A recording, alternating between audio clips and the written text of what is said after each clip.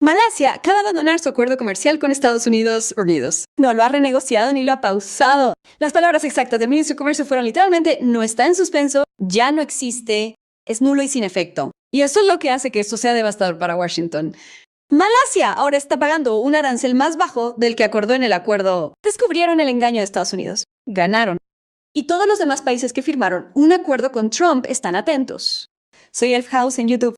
Tengo un doctorado en informática y uso el análisis de datos para detectar patrones en geopolítica y economía. Permítanme explicar por qué Malasia podría ser el inicio del colapso de la influencia comercial de USA. En octubre pasado, Malasia firmó el acuerdo sobre comercio recíproco con Estados Unidos en la cumbre de la ASEAN en Kuala Lumpur. El primer ministro Anwar Ibrahim y Donald Trump se dieron la mano para firmar un acuerdo que redujo los aranceles del 47% inicial al 24%. A cambio, Malasia otorgó concesiones significativas, un mayor acceso al mercado, cambios en las políticas y ajustes regulatorios que favorecieron los intereses comerciales estadounidenses. Malasia no estaba sola. Hasta 2025, Trump firmó marcos comerciales recíprocos similares con el Reino Unido, la Unión Europea, China, Japón, Corea del Sur, Indonesia, Filipinas, Vietnam, Camboya, Tailandia, Argentina, Ecuador, El Salvador, Guatemala, Bangladesh y Suiza. Son muchos países. Cada acuerdo siguió exactamente el mismo patrón: enfrentar aranceles aplastantes o renegociarlos a la baja, dándole a Washington lo que quería. El 20 de febrero, el Tribunal Supremo de declaró inconstitucionales los aranceles de Trump 6.3 por la Ley de Poderes Económicos de Emergencia Internacional.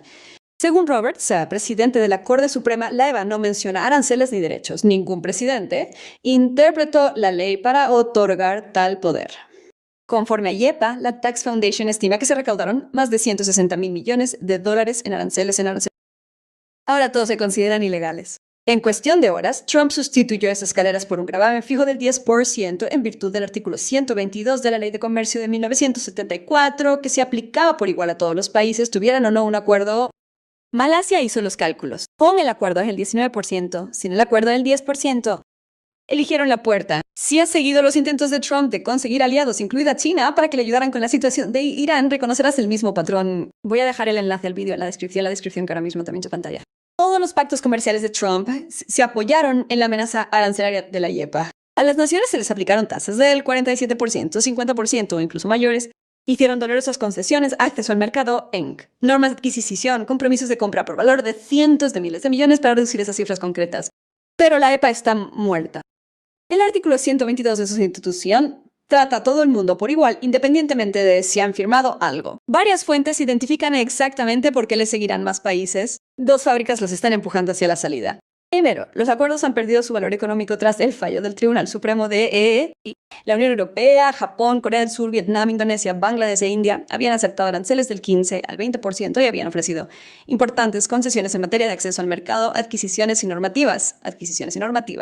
Después de que la Corte declarara inconstitucional la política de aranceles recíprocos, Washington impuso un arancel uniforme del 10% a todos los socios comerciales, igualando el trato a países con y sin acuerdos comerciales. Por lo tanto, la ventaja preferencial prometida por esos acuerdos ha desaparecido. Esa fue una cita específica de la fuente.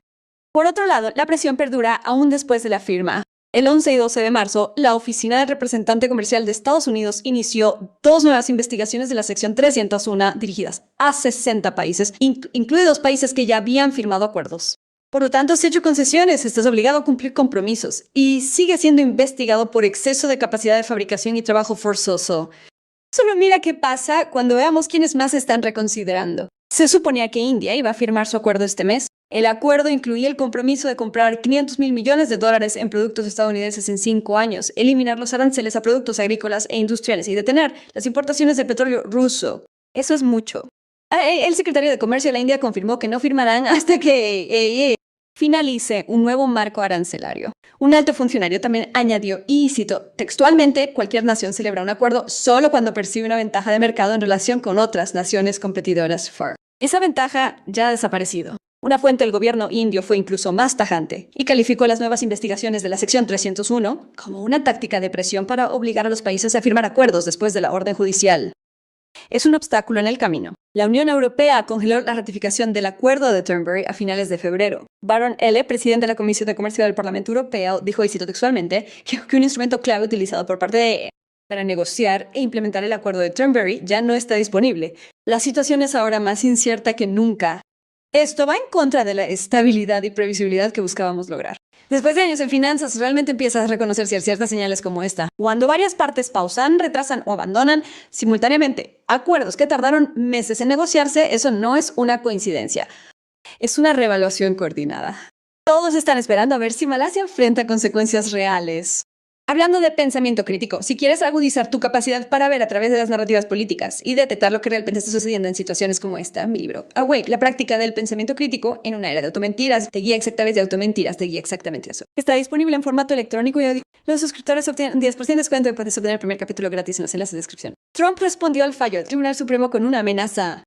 Cualquier país que quiera jugar con una decisión ridícula del Tribunal Supremo se enfrentará a aranceles mucho más altos que los que acaba de acordar. Para acabar, en Truth se escribió: cuidado, comprador. El embajador de EU en India advirtió en el conclave de India Today que Washington espera que los países cumplan con el acuerdo que firmaron y la implicación fue muy clara. Aléjese y enfrente las consecuencias. Pero observe las herramientas que realmente le quedan.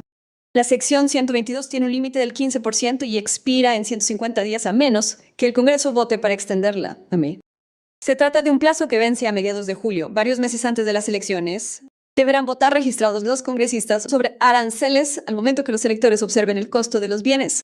La Brookings Institution señaló que esto requerirá que los miembros de la Cámara de Representantes y el Senado asuman la responsabilidad de los votos, que bien se les podría pedir que emitan solo unos meses antes de las elecciones de mitad de periodo 2026. Las investigaciones de elecciones de la sección 301 que Trump inició contra 16 países el 11 y 12 de marzo tardan meses en completarse. Requieren hallazgos específicos de cada industria, evidencia de prácticas desleales y enfrentan posibles desafíos legales, no más amenazas generales a economías enteras de la noche a la mañana.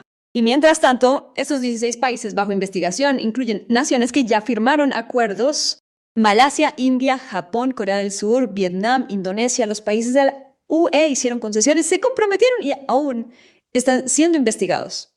La posición estadounidense ha invertido un poco. Antes del fallo, Trump tenía la ventaja de firmar o enfrentarse a aranceles aplastantes. Ahora la ventaja la tienen los países. ¿Por qué respetar las concesiones cuando la amenaza ya ni siquiera existe? La situación energética de Europa añade otro factor a esto. El papel de Noruega como alternativa energética ayuda a explicar por qué Europa podría oponerse a Washington. El vídeo está en su pantalla ahora mismo. Y creo que a partir de aquí surgirán 3 escenarios. 1. Es probable que más países sigan el ejemplo de Malasia, Japón, Corea del Sur, Vietnam, Indonesia y Bangladesh. Todos aceptaron aranceles de entre el 15 y el 20% con concesiones significativas. Se aplican 10% a todos, sin mínimo. Yo esperaría salidas silenciosas en los próximos 60 días. 2. Trump utiliza la sección 301 para imponer aranceles dirigidos a terroristas sector por sector, pero es probable que esas investigaciones tarden meses y se enfrenten a impugnaciones legales de todos modos. El instrumento contundente ya no existe. 3. El plazo de 150 días. El Congreso amplía la sección 122 antes de las elecciones de mitad de mandato. Asumiendo el dolor económico, la autoridad expira a mediados de julio, o el autorio. Malasia es el canario en este caso. La respuesta estadounidense fue aprobada por una economía más pequeña. Hasta ahora, la respuesta parece ser amenazas en las redes sociales, pero ninguna acción aparente. Todos los ministros de comercio están tomando nota. Los acuerdos se basaron en el miedo. El Tribunal Supremo eliminó la amenaza. Una vez que los países se dan cuenta de que el emperador no tiene aranceles, la arquitectura se derrumba. Esto se relaciona con algo más grande que está sucediendo en la calle de Hermosillo ahora mismo. Irán solo permite el paso seguro a los barcos que comercian en yuanes, y eso tiene profundas implicaciones para el estatus del dólar como moneda de reserva mundial. Ese video